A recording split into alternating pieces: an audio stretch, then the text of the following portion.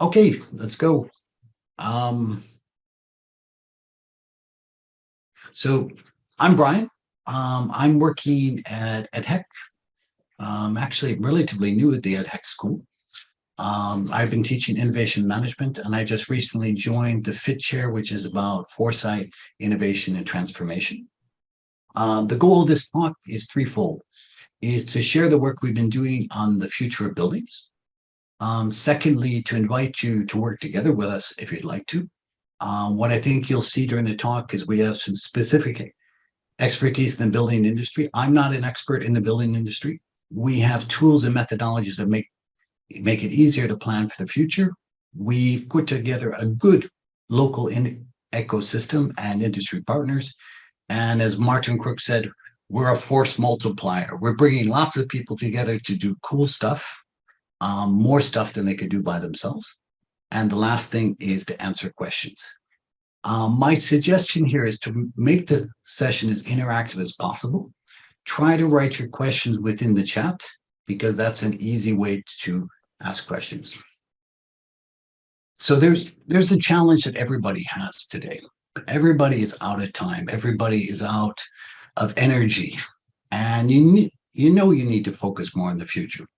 But the time and the resources to do this are limited. In these fast changing times where everything is changing faster than ever before, it's never been more important than today. Knowing what's coming up in the future could be a source of competitive advantage. It could be the difference between surviving and failing as an organization. One of the things that we spend a lot of time on is not predicting the future, but looking at different scenarios for the future and trying to imagine strategies that helps companies deal with different versions of the future. There's also a big environmental question, which is there right now, which companies need to work on. As a organization, we of course do academic research, but we also have four other things that we do. We do education. We have a big program in undergraduate, graduate, and executive education. We have a big social engagement program where we're hoping to train 1,000 leaders through a big MOOC program being run with UNESCO about ways to use foresight more effectively in industry. We do capability building programs, and we've developed a really cool assessment tool about assessing a company's future preparedness.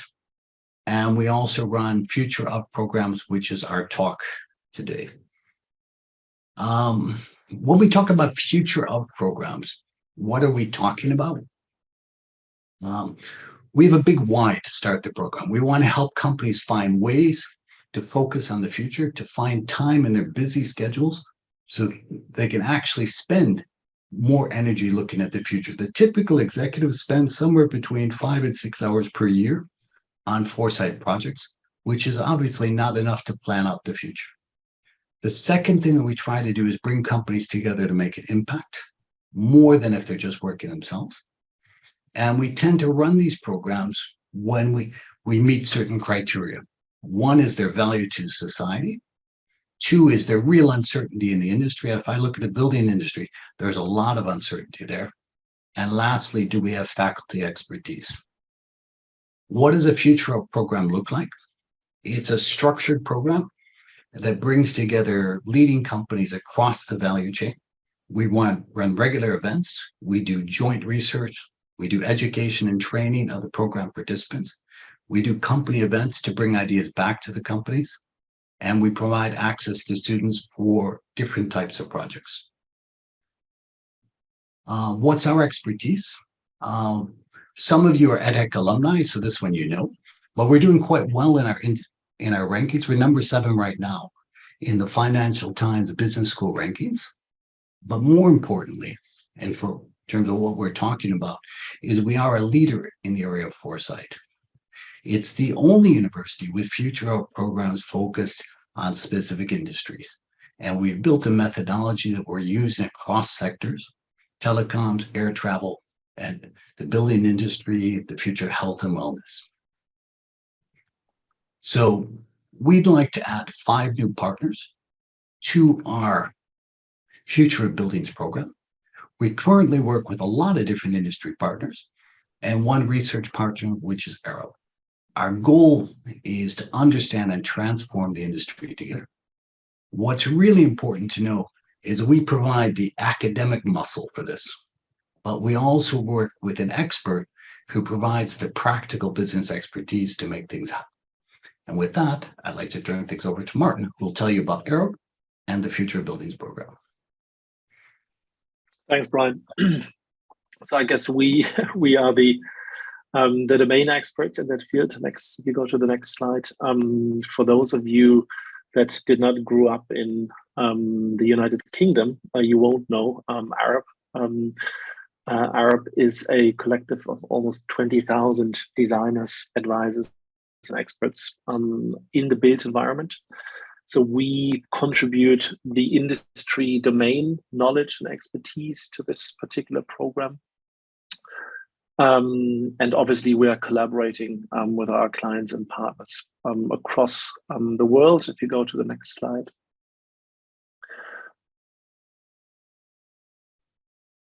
We're kind of quite a good global coverage in 33 countries and have a legacy of almost 75 years. And obviously that is important also in the context of this particular program, because obviously you can only understand what's going to happen in the mid to long-term future if you have a good understanding of your industry and what happened in the past. And I think that's what we're here for, and what our main contribution is to kind of constantly do these plausibility checks and make sure that what we're finding, what we're discussing, the knowledge that we are generating is actually relevant for the industry and the entire industry value chain. These are the markets that we're operating in. Obviously, we are very active in the field of cities, but also in infrastructure, energy, or water. And all those markets and sectors have been relevant in the previous 2 years of the Future of Buildings program. And in that sense, they will also be relevant for the upcoming year. And with that, I'm going to introduce you to the Future of program, year 3. There's a bit of background noise. I don't think I'm the only one hearing it. Yeah, no, you're not. Let me put yourself on mute. That would be fantastic.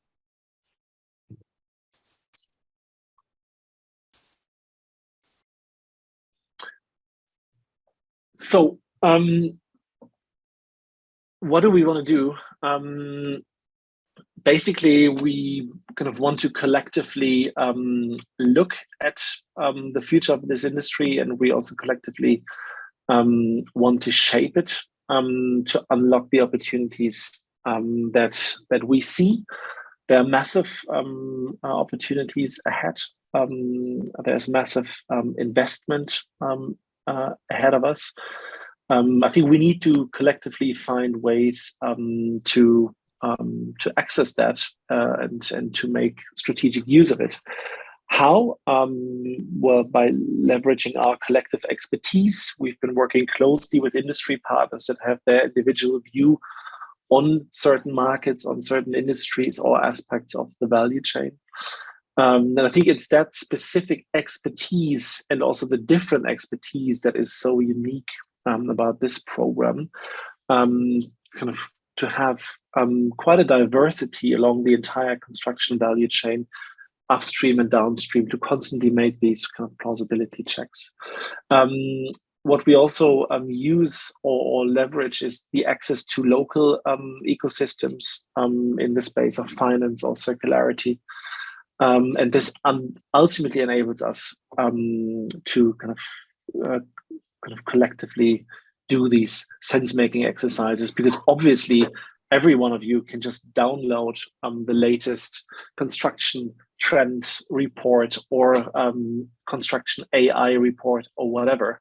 But I think what we found was the most valuable aspect in the past is that people, leaders in the industry, come together, discuss and share their views, and kind of then develop a clear or a clearer view as to what their individual or the collective future and opportunities could look like. Next slide.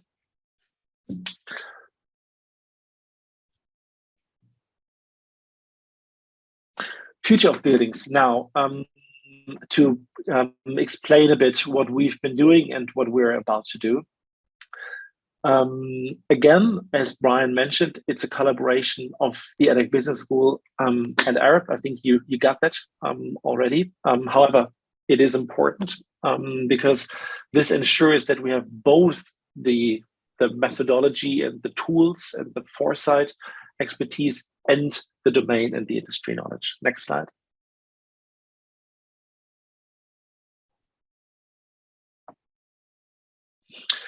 We started 2 years ago, and I remember that René Rohrbeck, the professor of the Fitcher, called also us to kind of have a discussion if we want to partner, and the answer was yes. So we kind of embarked on this journey, and I think, as I discussed, why did we join forces? Because we are complementary in the things that we have to offer.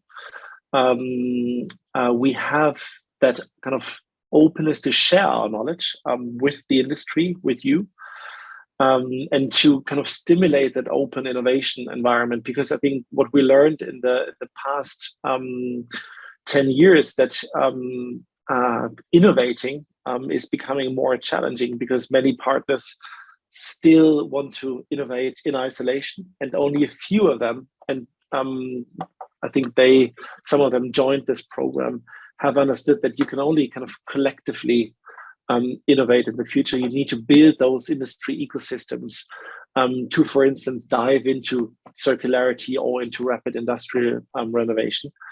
And as the building industry is moving so fast, I think it makes sense, or we believe it makes sense, that we join forces, and this is what this program is about, and that's why we believe we need to work together. Next slide.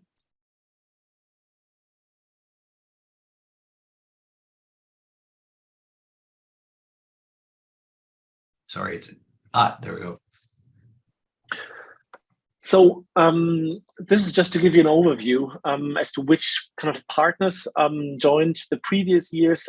There have been core partners, again, across the construction value chain. So from building envelope, product suppliers, until even the demand side or energy companies. So we try to kind of get a very diverse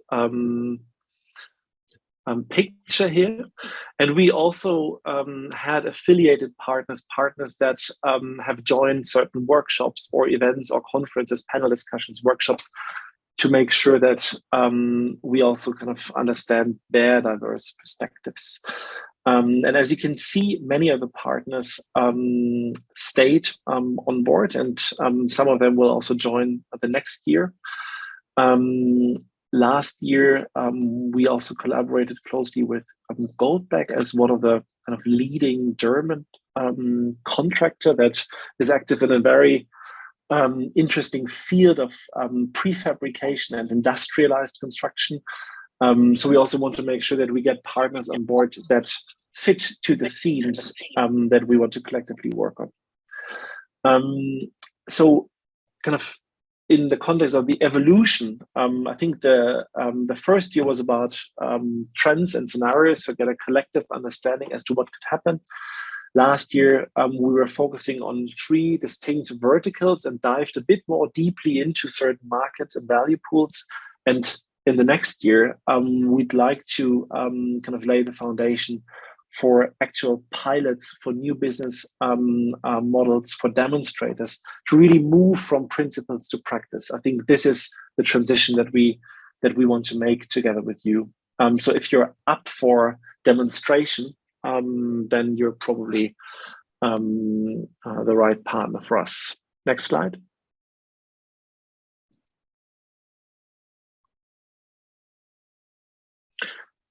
key learnings of the previous 2 years. So year one, and this is really just to introduce you a bit into the actual outputs and products and content.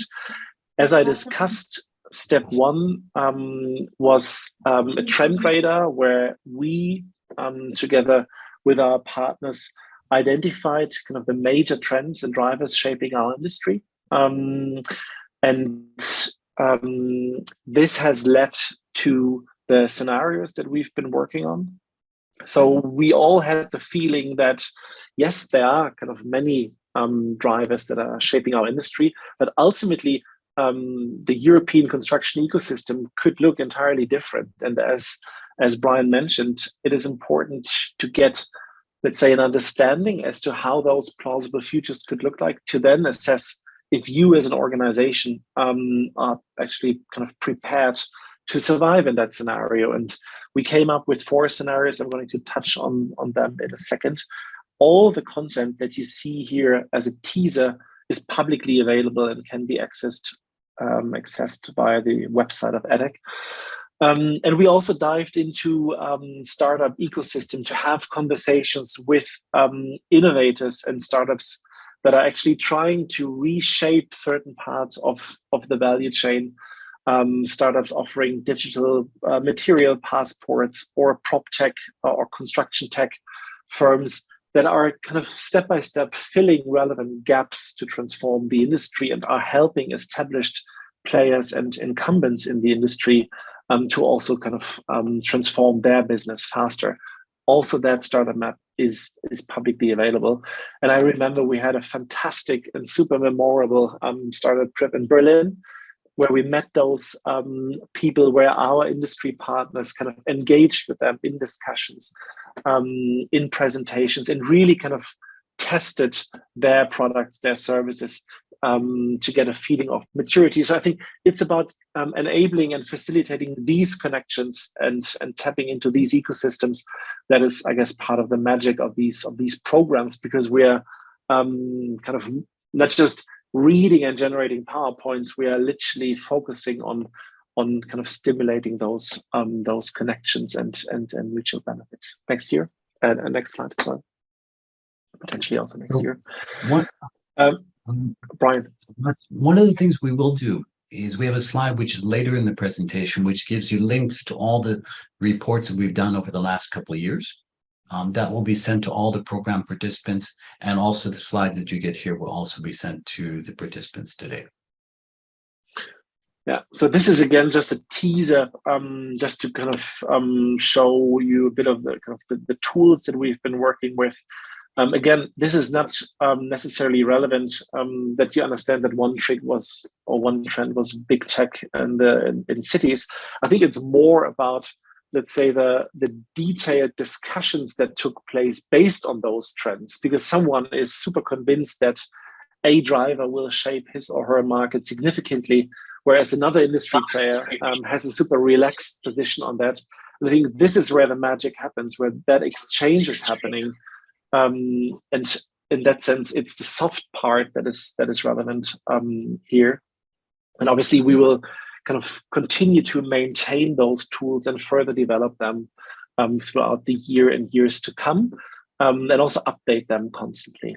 Next slide.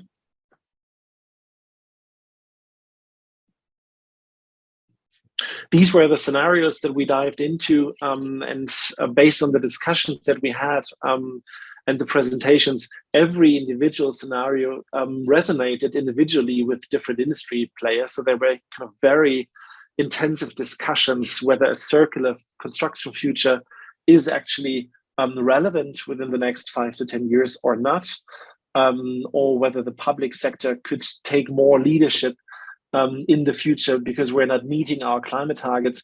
And I think what we can see is that every scenario, that is also an inherent character of good scenarios, is that they contain components that are absolutely relevant and plausible. And I think ultimately individual components of every scenario will shape the future and in any form or shape. And in that sense, again, I think it was good to understand the individual industry perspectives the solutions that are there, the supply side to the demand side, and all these discussions, so that the industry partners then kind of moved back and also kind of shared that knowledge and disseminated that knowledge within their organizations. Next step, next slide.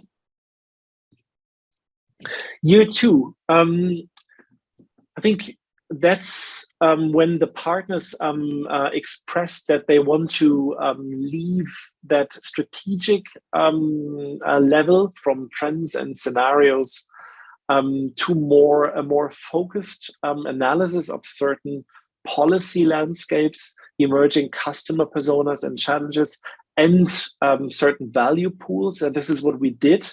So we focused on three verticals: industrial rapid building renovation, digital building operation, and circular and sustainable materials. Those were the three verticals that we looked at.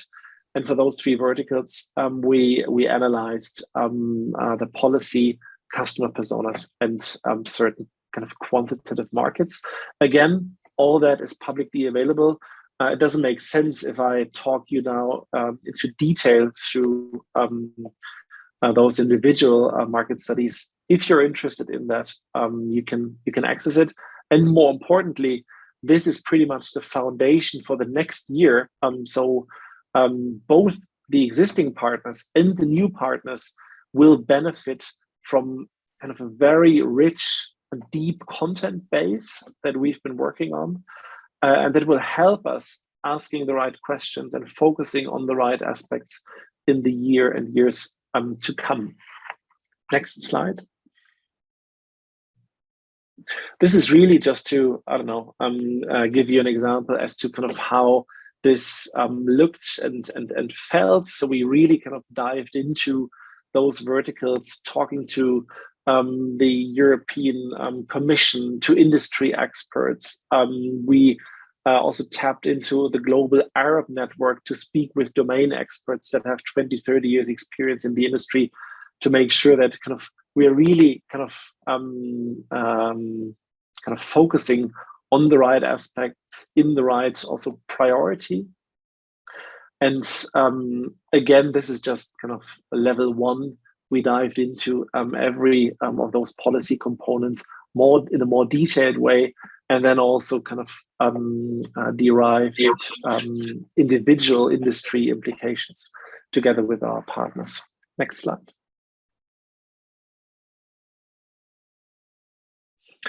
That was an interesting exercise. We looked at emerging client personas because obviously the most important thing, especially for supply side industries, is that they understand kind of how the future customer demand will look like. And that can be a demand for a certain, obviously, building product, but that can also be a demand for a special type of building. And that exercise has actually led to very good conversations as to how those future customers could look like in terms of, for instance, an asset owner that is looking for a circular retrofit for a commercial asset, or a private homeowner aiming to renovate their home. So we focused both on the privately owned residential market as well as the more commercial building market. Again, with a focus on Europe and with a focus on those three verticals that we mentioned. And we did that exercise to come up with specific innovation opportunities and sized value pools to kind of create the trust that these are not niche markets, but markets that are able to be scaled up in the future. Next slide. So what have we learned so far in the previous 2 years? Well, obviously, yes, there are significant policy drivers that are shaping the market. I think we have never seen before policy instruments like the renovation wave, the Green Deal, or the Circular Economy Action Plan that are reshaping European value chains. At the same time, this correlates with substantial ventures capital from the European Investment Bank, for instance, from the European Innovation Council, there are billions that are kind of waiting to be invested. And we know that people are desperately looking for innovation opportunities to invest in, because the industry is still super slow. What we also learned is that there are literally hundreds, if not thousands, of new players in the construction value chain, an industry that is super risk averse and slow. However, I think this is quite a clear sign that the industry is ready for a change. There are significant ventures capital that we haven't seen before.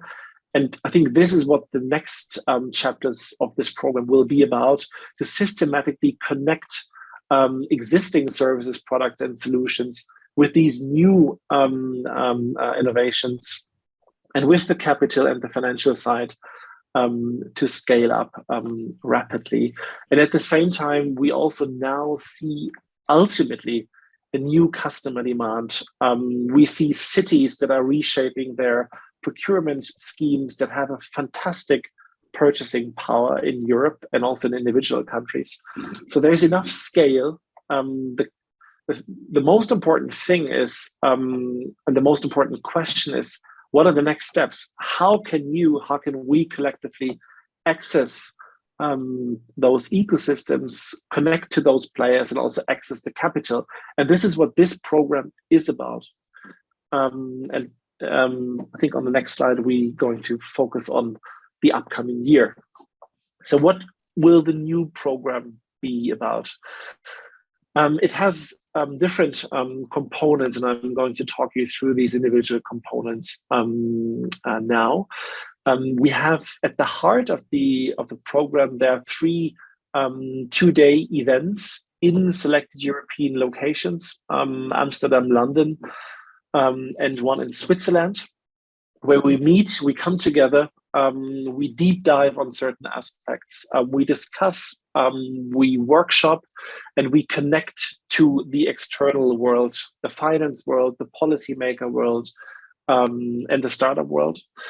Another component is that we offer 2 company-specific workshops to make sure that all the knowledge and the content is actually being disseminated in your organization and can be kind of connected to relevant strategic areas that you have, to make sure that this is not just a thing that is happening on the side, but this is something that we can kind of constantly make relevant to your core business.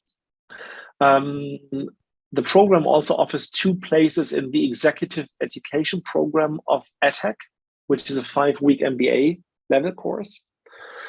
And the 4th component is that there's also an update session to bring your new people on board and make sure that you kind of and your stakeholders in the company get up to speed quickly.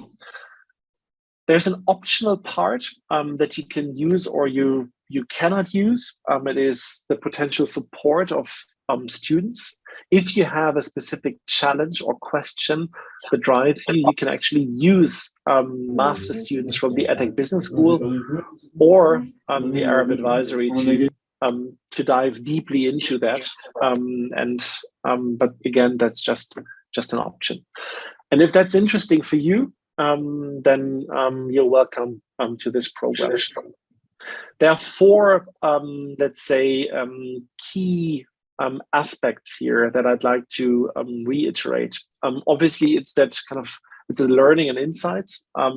So you get access to the content that has been developed over the past years that is worth 700K.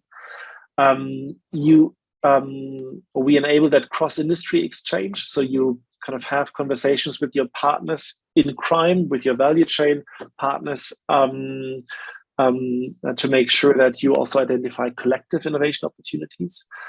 You secure your comparative advantage by understanding kind of what is driving change in 5 and also 10 years. And ultimately, I think this is the most important component here. It's about impact.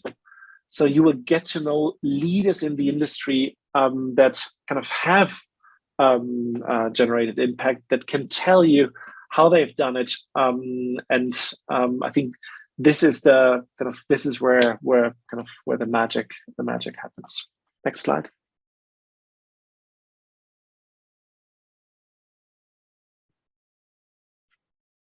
So this is a bit more like a granular overview. I mean, again, we are recording it, and you would also get, I guess, a presentation if you want afterwards, so we can also dive deeply into that special build-up. As I mentioned, those 2-day check-ins or workshops are at the heart of this program, where we are discussing certain themes. At the moment, we believe that the entire kind of ESG topic is still absolutely relevant. Sustainable finance and also circularity and circular demonstrators will be relevant. What can you expect during those 2 days? It's leading keynote speakers, it's deep dive sessions with technical experts on certain industry topics. It's inspiration, getting or tapping into local startup ecosystems. It's identifying and steering co-innovation opportunities. And it's kind of paving the way towards demonstration by accessing, for instance, also public funding, philanthropic funding, to make sure that we are making the next step. I think that's the most important aspect here. And that next step can look entirely different. For the supply side, it can be a new product and service combination. And for a real estate developer, it can be a next step towards a real estate product. And I think these are the discussions that we'd like to have. Next slide, and I guess then I'm coming to the end and handing over to Bryan. So I think one of the things that's interesting here, Martin, if we look at the structure that we have, this 2-day structure, we have things which are of general interest, strategic interest for the innovation managers, which are here for the CEOs of the companies, but we also bring together space for the experts to meet. And I think that's one of the really cool things that's been planned for this year, is the ability to provide both spaces. So one speed, which is strategic themes, and one which is deep dive themes coming together. Now, everybody here could set up a program like this on their own. We've actually met some companies in the food industry that run collaborative programs like this, bringing together lots of companies together, managing to bring 10 companies together, 3-4 times a year. But it's a lot of work. It's, the type of investment you're looking in terms of time is 4 to 6 months per year for one person just to organize the logistics of getting people together. What we do is we make this whole process a lot easier. We bring in methodologies, we bring in experts, we bring in keynote speakers, we write everything up, and we publish things going out and help you bring it out. Now, one of the things I promised you earlier, and I think we were a bit over optimistic on what we would share as far as key learnings. We tried to figure out how we're going to fit this into the time available.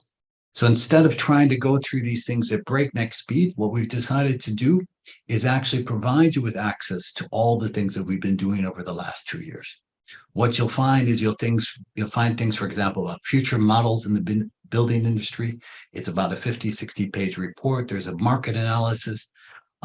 There's a whole bunch of videos from the hackathons we ran where you will see new ideas being presented by students. They're actually a lot of fun to watch, by the way. I don't know, sometimes they're great, sometimes they're less great, but if you're really curious to see what young minds are thinking about in the building industry, it's fantastic.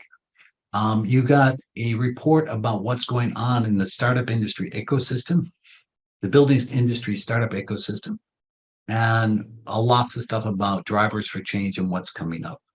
Now, all of this stuff you could do, but if we go back to the beginning here, saying, look, in a typical company, people spend 6 to 7 hours per year focused on the future. You're not going to do this type of stuff on your own. Now, the way that we've put together the program is, as Martin said, we've been running this 3-year program, 3-year. We're in the 3rd year of this program, but we believe it's going to be a program that continues year after year. The investments that we have for companies coming into the program is two price points, one which is 30,000 euros if you're an SME, or 45,000 euros if you're a normal corporate organization. Because we're an educational institution, one of the things that is cool, and especially if you're in France, is you can do this as a donation. And the donation has a significantly different tax impact for a lot of people here. What do we expect from the companies that participate? We expect you to have 2 people per company, spending approximately 30 hours per year. Now, what this means is you're going to be spending approximately 5 times as much as you did before looking at the future. But we try to make it in a way where we have forcing moments. We make this easy to do and exciting to do, so that when you're spending your time on it, you're meeting with interesting people. Our commitment is we manage and deliver the program. We provide access to the local ecosystem. One of the things that's really cool is because we're doing the events in different locations, you can see different partners, different places. We do workshops at your company, which means that you don't have to summarize all the stuff that we're talking about, but we help you bring that stuff back to your company. We also provide trainings and support.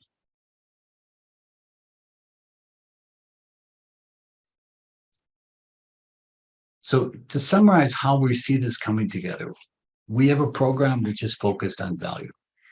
The value we have is, first of all, providing you with a 360-degree overview of your industry, looking at it from different perspectives, but also looking at it from different perspectives, not just academics, but experts in the field and your colleagues working together. We're looking at opportunities to bring you together to co-innovate, co-create different visions of the future. This is really important, but it's not an easy thing to do. I'm actually really glad we got ARUP involved here, because ARUP provides a way, when the rubber needs to hit the road, they can help make things move forward faster than we can as an academic institution. Last, the 2 other things we're trying to do is trying to put together pilot projects, to put together better strategies, different ways to go to market. Also working together to create industry pieces for policymakers with points of view, publications about transforming the way things are done in the industry to give a collective voice. Now, the bottom line is we'd like to help you make the future a bit easier. We know the industry. We do have some expertise in the building industry, but more importantly, we know who to contact to provide that extra expertise. We have the right partners. We have a big group of partners across the building value chain. We have a focus on action. And what I'd like to suggest, you could send us an email or book a talk to learn more. But now comes the most interesting part of the presentation. It's not us presenting to you, but seeing which questions you might have. I've seen some questions coming in the chat. Is there anyone here who would like to ask a first question?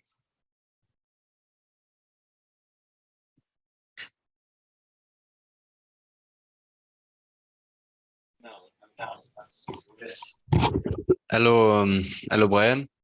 Hey, So I already asked questions in the chat, but I was wondering, and it has been already answered somehow, but I was wondering, are you working with the real estate managers like the company I am in? It has been said that you are working with GLL, but nothing else, because this can be a very good client for you, a customer for you, because we are like the real estate management sector is a lot moving currently, and it's a lot about transformation, about all the subjects you have explored, like digitalization, green building, etc. I think, man, it's a great, I don't know how much contact we've had, Martin. Maybe you could answer the question more, but really the challenge for us is to get as much diversity in the group coming together to get different perspectives. Martin, what do you see as the future with the real estate companies? Well, it's pretty much what we introduced. It is kind of along those three verticals: industrial renovation, digital building operation, and circular materials. I think that's why the partners also wanted to work on that. Many of the partners have been supply side companies, whereas we also wanted to make sure that we have demand side companies, future customers, for instance. And yes, we've been working with JLL in the first year. We also have conversations with developers like NREP, for instance, in Scandinavia. We are trying to get also that side on board to make sure, or to ensure that diversity that Bryan mentioned. What are you doing with the GLL? In the first year, they joined the startup day in Berlin, and we've been we had conversations, presentations. So it was a 2-day event where someone from JLL joined and just contributed their particular expertise and lens to the conversations. I have a question here in the chat from Pushpa, saying, look, we've identified different scenarios. Are you looking for partners to implement solutions, or are you looking for new partners? And the answer is both. Basically, what we're looking for is ways to bring existing partners together to create things of value. It's sort of what we're trying to do is favor serendipity so that interesting people come together with interesting people. We're also looking for people who join the program and come with new programs and ideas. We have several projects which are an offshoot already of the program. I think if I remember correctly, with Valex, you had 5 or 6 specific programs that came just out of the program. Is that correct, Martin? Yes, we had a kind of a series of themes that we followed up. Yeah. And about the cities or country you are developing the program in, I saw London and other places, but like France or. Yes, I mean, you can see from the partners and also from the EDHEC school that there is a focus on France. In the first year, it was quite balanced, France, Germany. This year, we are kind of opening it up more also with that London location, because a lot of construction innovation is happening in London, particularly. So we are absolutely open. I mean, it's a European program, I would say. And the more country perspectives we have, the better. Yeah, I think for example, the things in London is quite a cool idea. It's just like the idea of involving the real estate agents, but also looking at finance. What you need is the whole value chains come together to make things happen. Martin, I have a question for you, which we didn't, prepare before this, but you've been involved in this for 2 years. What's been your favorite part of the 2-year program? Good question. I think there are various parts. I mean, first of all, having individual industry partners that all want to innovate and that want to co-innovate. I think that was one thing that I really liked about it. So thinking less about the competition and more about the potential collaboration. Second thing, I guess, was to really tap into those local innovation ecosystems, to really understand what particular startups are developing now, what type of solutions, products, pieces of software, because that is ultimately shaping our market. And I guess the third component was also to really do these constant, let's say, plausibility checks. Everyone is talking about circularity, for instance. I'm ARUP's global circular economy leader. But what does it actually mean in reality on the ground in terms of a physical product, system, or solution? And getting also the very pragmatic feedback from the industry and also from the demand side. I think that was the third item that I really enjoyed and where I personally also learned a lot throughout these projects and programs. We have a person in the meeting here. Her name is Nina, who works on the social media communication. And one of the questions she asked is, how many companies are still dreaming about the future? And one of the challenges that comes up is today, life is hard. The cost of materials are going up. The things that we need to do are difficult. I mean, I think at the bottom line, what comes out of this is a chance to come together, dream about the future, and think bigger thoughts rather than just thinking of what you're going to do over the next 90 days.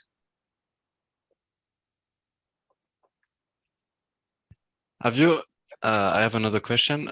Have you been collaborating with like companies to produce like, I don't know, books about the future, like a company that want to develop an expertise or someone an image of an expertise and want to like send books or booklets or insight about the industry to their client or customers? Have you been involved in this type of project?